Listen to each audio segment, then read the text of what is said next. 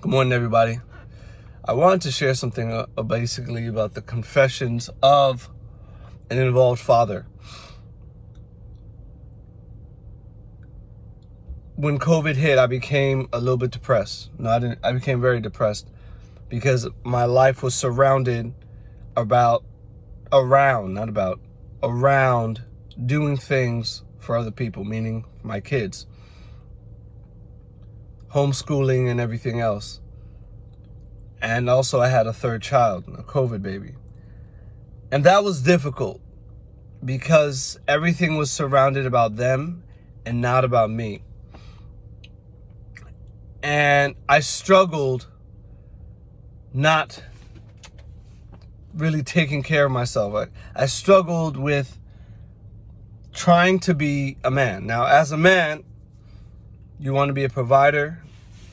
As a man, you're also thinking about how to make more money. Anytime you speak to a man, they're talking about how to make more money. Most of the times, I say, hey, what's up? What's the new deal? Because I wasn't actually doing that, that also affected me. Because I'm always trying to strive after more and greater. It's more so about feeling financially secure for your kids. Now, there's nothing wrong with that. And I believe men sometimes has that in them. A lot of men have that in them, that ambition. I have that ambition, not only to be successful, but to also be a financial provider. And I wasn't a financial provider, but I'm never in the present. I'm always in the future. And so I'm always thinking 10 steps ahead. And so because of that, I was always aiming after for goals, and I wasn't able to achieve them, and that affected me. I was listening to this motivational speaker, and he said something that really kind of galvanized everything. And he said,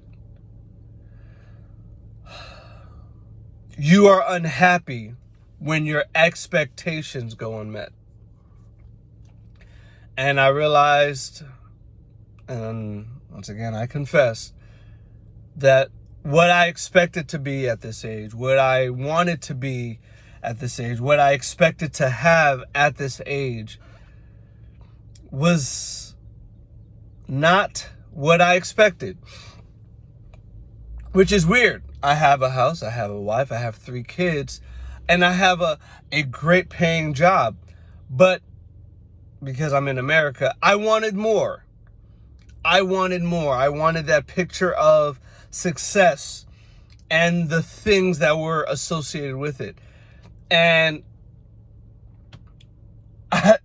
it was amazing because during watching my kids and everything being focused on my kids, I became bitter and angry, and I wasn't taking good care of myself. I wasn't even pouring anything of value in myself. And I became angry and bitter. I wasn't able to go after the things that I wanted or the things that I thought I wanted. And it broke me, and I became depressed.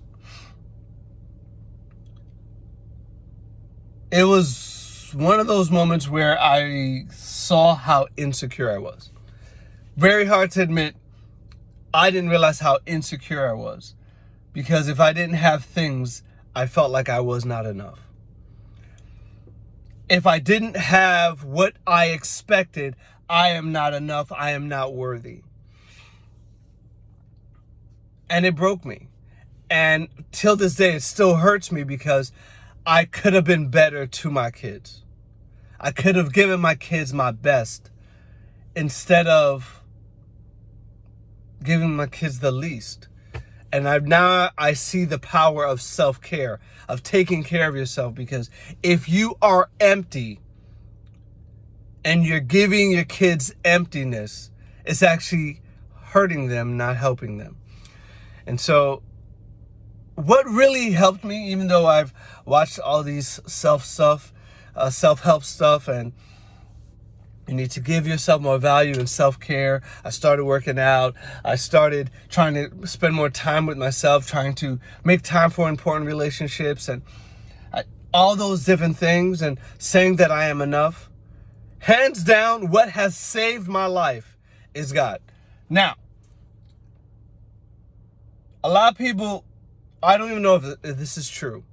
I don't know how many people really believe in God, even to this day. I don't know how many people believe in God. I don't know if you believe that he is fake, that he is not real. And even during this time, I challenged it.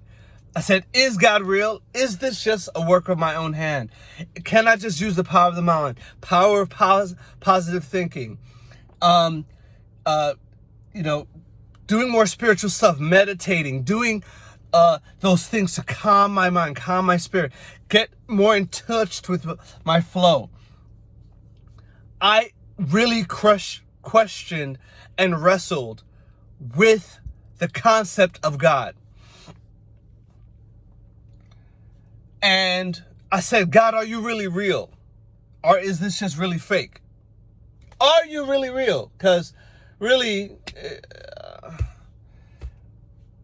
and it's always interesting at your moment of breaking, and when you are, when you feel least and not enough, that's when we actually try to figure out, is God real? When we don't have what we want, like little kids. Anyway, I questioned God. And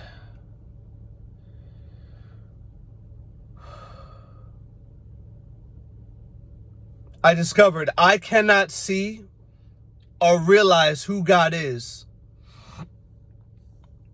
if I cannot quiet myself down and get out of his way. Now, what does that mean, get out of God's way? I had to try my best not to do something. Okay, I'm just going to do this. I had to try my best to surrender. Now, surrender means like, okay, God, all right, I'm not doing anything. Show myself. Yeah, show you. When you do that, God's not really going to show up. God showed up to me when I really stopped trying to figure it out. Now, for me, I'm a person that has to figure things out, like how things going to work, how. When I stopped trying to figure things out and literally tried to do nothing, that also failed. Because when I tried to do nothing, I was just like, okay, I'm not going to do anything. You're not doing anything. But I realized I had to do nothing and do something. I literally had to not try to create a plan and try to trust. And that's where it is. I don't trust that God has my back. I don't trust that God's going to do what I want him to do. I did not trust that this name it and claim it, do what you need to do, pay your tithe, do all this. I didn't believe that he was going to do it. Because I wanted him to do exactly what I wanted him to do when I wanted him to do, and he didn't do it. So that must mean that he's not real. That must mean that all this evil that's happening to me and to around the world, man, that's just randomness. There's nothing that God can really do to help me. Because you know what? If I had this, I'll be more happy. If I had more money, I would be more happy. Because I'll have more control. And if I have more control, then, just then, I can actually create the life that I wanted. And God is not allowing me to create the life that I want. So this whole thing about trust is really about letting go mentally. This mind thing is real. And I'm still working on it. I don't have it all together.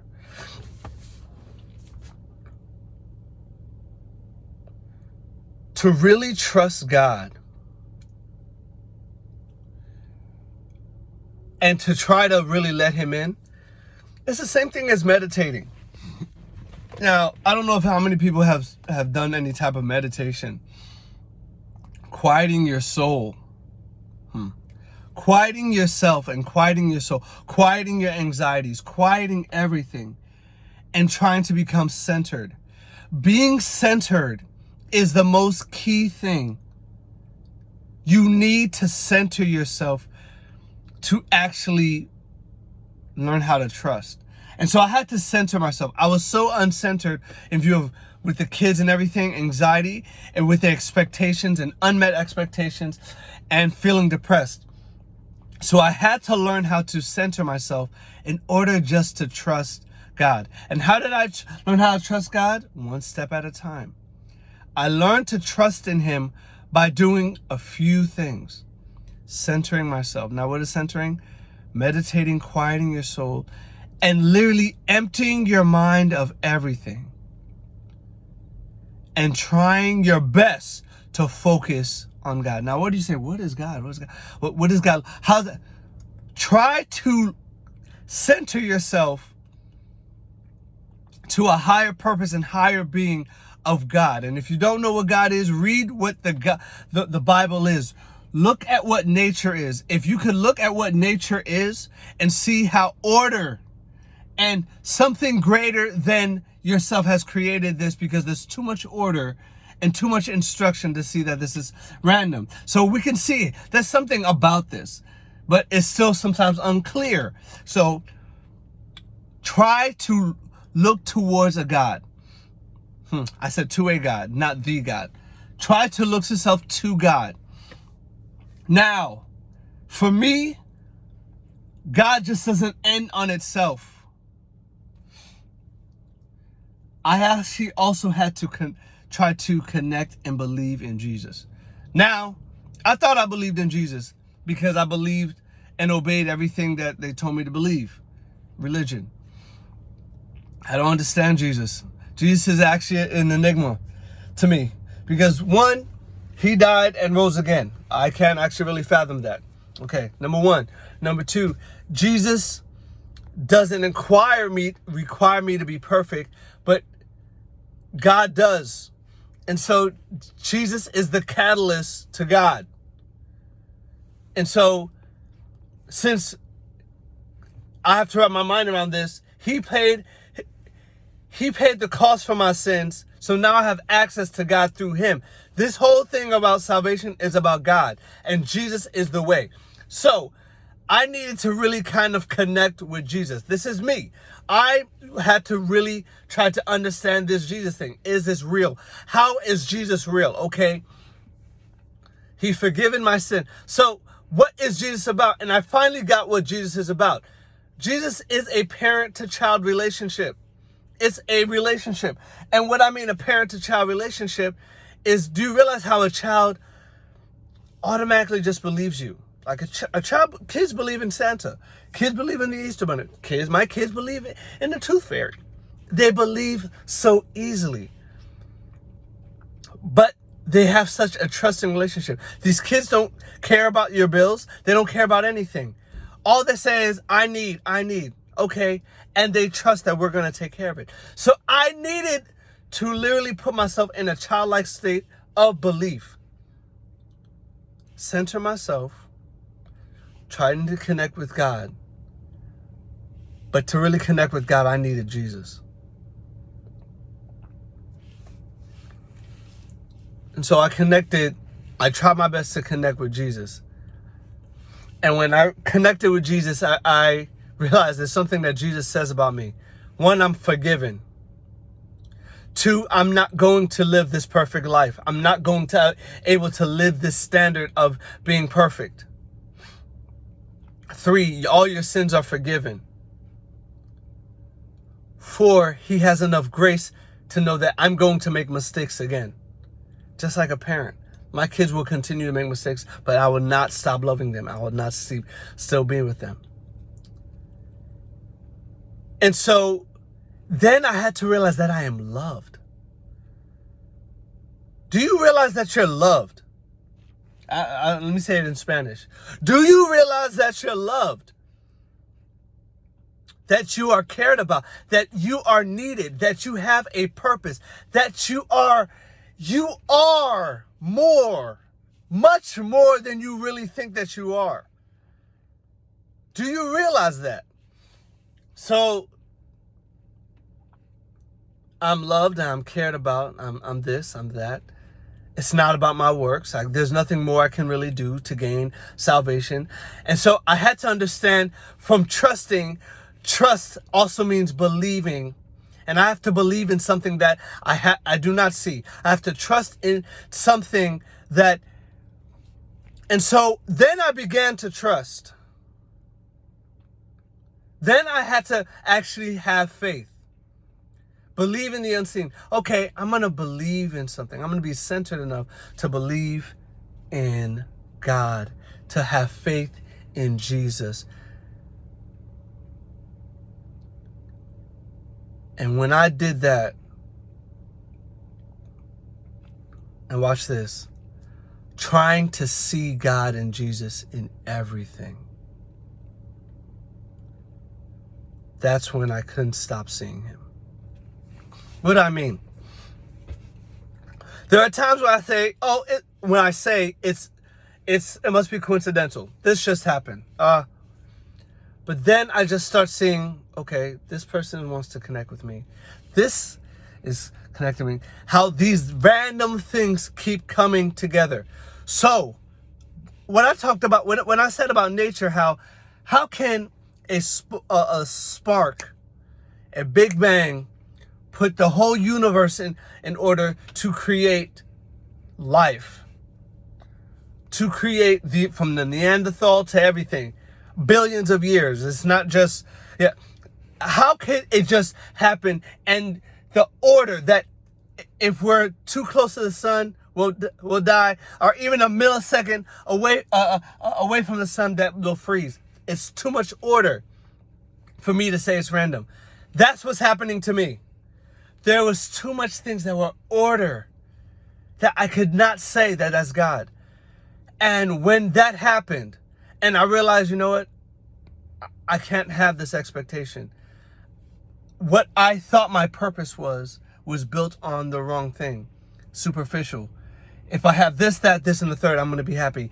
And I'm seeing more. The more I'm starting to attain certain things, those things don't make me happy, because behind everything that I think is going to make me happy, I have to create something else that will, and it never does. And so, my purpose right now has changed. Before I said I need to be a millionaire, a billionaire. That's not going to make me happy. Elon Musk doesn't look happy. He's looking at different stuff to buy. He's looking at different stuff to do. He does not look settled. And I realized my spirit is not settled either. And I thought if I had those things, I'll be settled. And I'm realizing, I said, Gary, look, pick one person that you want to have, that I really want to have that life as a man, as a father. And I don't know if I want to have certain successful men's life. It's more so the men that have time for their family. And it is about the relationship. And so for me, my relationship with God also affects my relationship with my family. And so I see it now. I can actually see my purpose is to really have a relationship with God, to have a relationship with Jesus, so that I can really have a relationship with my family. And through that, everything else will fall into place. But it's very interesting. My life was not at all centered into that. My life was centered into this world, centered into going, into doing, into being. And I'm seeing all these men that, they have houses, they have businesses, they are not settled. I see even these influencers, man. Do you realize how much these influencers have to do to constantly post, to do all this? They are not centered. They are not even centered with their relationship. And just talking about all the things I need to do. And I'm realizing I am blessed that I'm actually able to see my kids grow up. I don't want to do what my parents did. They had to work to give me a life, and I am indebted to them. But I didn't have a deeper relationship with them. And I don't want to do that with my kids. And so, what I've learned to really be happy And you've read this in some self-help books. You know, you have to think, you have to do for others. You have to give of yourself. I've read so many self-help books. You have to give of value. You have to give before you get. We're always trying to fill ourselves with superficial stuff, and we need to give. And that is true. But I'm realizing I need to give my life to God. I have to give my life to Christ. Because even if I give to people, people will disappoint. Even if I give to other things, it's not going to be perfect. And I need a standard that's beyond me. I need something that will also give and replenish me. Because even if I give, what is going to replenish me? I'm going to have to do more work to replenish myself. And I realized someone said this, and this is where I'll end. He said, if you create a standard, look what happened to Will Smith. If you create a standard, if you create a way of keeping yourself centered, and this on your own strength, you're going to have to maintain that strength, because the minute you get weak, you falter, or anything else, you will break. And that happened to me. When I was exercising, doing all the different stuff, I was fine. But when I wasn't able to, I'm getting older, I can't move as fast as I can, and I'm not thinking as quick as I can. When I did that, I broke. And the only thing that has kept me and lifted me up was God and Jesus. You can try everything else. You can try anything and everything else. But there is something about God, there's something about Jesus. Knowing that you are loved, that you are cared about, and it's not about your works. That you can never lose that love. That's a parent and a child relationship. My kids will never lose my love. I will love them. I will be there for them. I know they're going to make mistakes, and I'm going to be there, and I'm going to bless them. And I'm going to try my best to connect with them. That is God. He's longing to connect. He's looking to connect. But you have to be real. Like, I realize I'm not even real sometimes with myself. Like, we paint this facade of being real. We are not real with ourselves. We lie to ourselves a lot. And until you can be real with God, God's not going to be real with you. Until you can actually say, I am insecure, I am broken, I have built this facade of what I think I should be, and these self-help gurus, these ads on Instagram and Facebook and everyone else make me feel horrible. I don't want that picture. I am not going to look at 1 second of someone's life, that one picture, and think that's what I want, because behind that 1 second, there's 23 hours of something else I don't even see. And so this is my confession. Go to God. He loves you. He cares for you. He is about you. Center yourself. Figure out a way to trust. Figure out a way to forgive. Forgive yourself and forgive others. Be real with yourself and be real with God. If you really want to see him. That's if you really want to see him. I have seen him to the place where I'm like, this is real. I can't go back. I can't go back to religion. I can't go back to the world. I just can't go back. And even if, this is the last thing, even if I find out that God is not even real, to live this life knowing that I am loved, that I'm cared about, I would rather die living a life of God, trying to give back, loving God and loving people. I would rather die doing that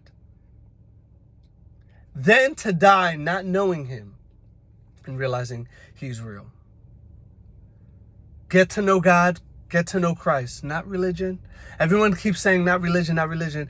But they're saying, oh, not to go to church. I'm not saying not to go to church. I'm not saying to give up this and that. Everyone has been hurt in some type of way. I am actually saying go to God and be centered with Christ and try to see him. Not to see the church, not to see the people, not to see anything, but try to see him and let him see where he is pushing you to.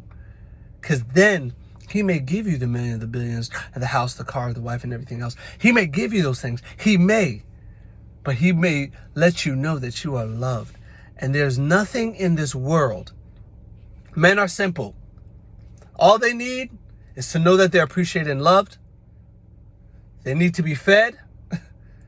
And if they're married, they need some good loving. That's all they need. That's all they need.